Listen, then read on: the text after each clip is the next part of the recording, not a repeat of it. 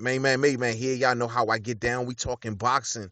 So Errol Spence, ladies and gentlemen, has now finished Chris Algieri. First time in Chris Algieri's career of being officially stopped. Even the great Manny Pacquiao, who knocked the dude down 6 times, couldn't even finish him.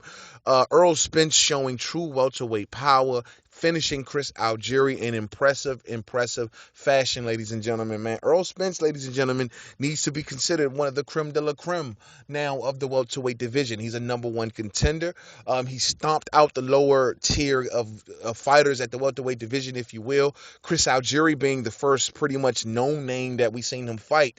And, something I should have brought up in my prediction video was, man, Chris Algieri should go back to 140. He's a 140 fighter, man. He could do shit at 147, and technically he's a 140 fighter. So those who would take away from this fight is going to say Errol Spence basically just knocked out a 140-pound fighter. You know what I mean? And that's just being honest with you. So a lot of people are going to take away from that fight and maybe even say that. But Chris Algieri is a former world champion. I initially was disgusted with the fight, thought that I would like to see a better step up, given that Chris Algieri is ranked so low by the IBF. They could have found a better opponent, I thought. But whatever the fuck, man. Errol Spence finishes Chris Algieri. Didn't take him 6 knockdowns to do it. Something that Amir Khan could not even do as well.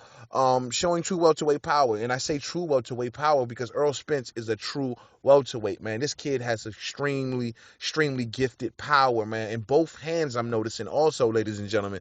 The body work being the key, as most of us, I'm pretty sure, would have called this fight, would have said. The body work was the key to this particular fight, man.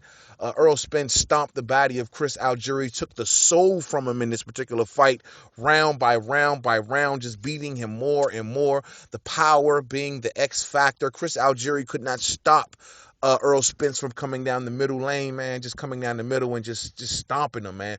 Errol Spence, once again, as I predicted, working behind the jab beautifully, extending that full 72-inch reach. Errol Spence is the truth. Now, the question is, ladies and gentlemen, will Kell Brook take the fight?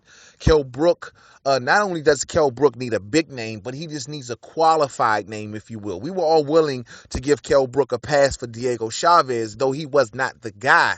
Now, Kell Brook has been in the habit of taking mandatory fights, so I would think that Kell Brook would have no problem taking this particular mandatory fight, man. I mean, Errol Spence is not only, it may not be the biggest name, but he's a qualified name. We all will see Errol Spence now as another level at the welterweight division. I mean, he fights as some of the top guys, and he is a top guy now at the welterweight division in a lot of our eyes. So if Kell Brook was to beat Errol Spence, there will be a big reward there, and there will be surefire respect gained by Kell Brook, and that's exactly what he needs. He needs respect of the fans right now, and that's something that he just don't got. So he needs to take this fight with Errol Spence. I'd love to see it. That will be the first true test. It will be a championship fight. Errol Spence deserved it. He's eliminated the bottom feeders, ladies and gentlemen. Did it in an impressive fashion. Eliminated roughly about a C plus B minus level fighter with ease. Something that 2 supposedly superstar welterweights couldn't do. Errol Spence is the truth, ladies and gentlemen. He also, in his post-fight interview, he called out not only Kell Brook, but also he said Danny Garcia and the rest of them guys got to see him.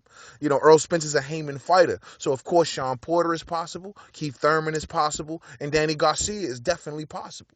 If Errol Spence gains a championship, ladies and gentlemen, he will be going after these guys. And I don't know, man. Earl, the way he looked tonight, he looks like he belongs in the conversation, ladies and gentlemen.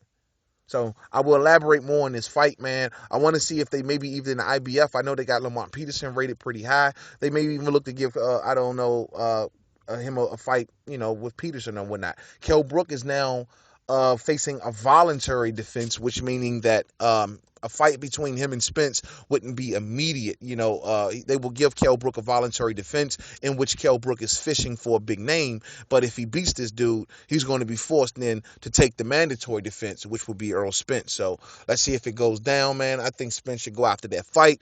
This is what Spence needs. Go after the strap. He said he's even willing to come into the UK to face Kell Brook. There's no excuse for Kell Brook to back away from Errol Spence, man. No, real talk. Us fans, let's put the pressure on him because Kell Brook needs this fight. Boxing needs this fight. And most importantly, we need this fight. Until the next video, Main Man, Made Man. Don't forget to subscribe. Twitter, Made Man 511. Facebook, Main Man, Made Man Boxing Forum. He is in the conversation. He is part of the elite crew, ladies and gentlemen. We got to give it to him. Errol freaking Spence. Some of us knew it. Most of us doubt it. But now we should get a surefire answer.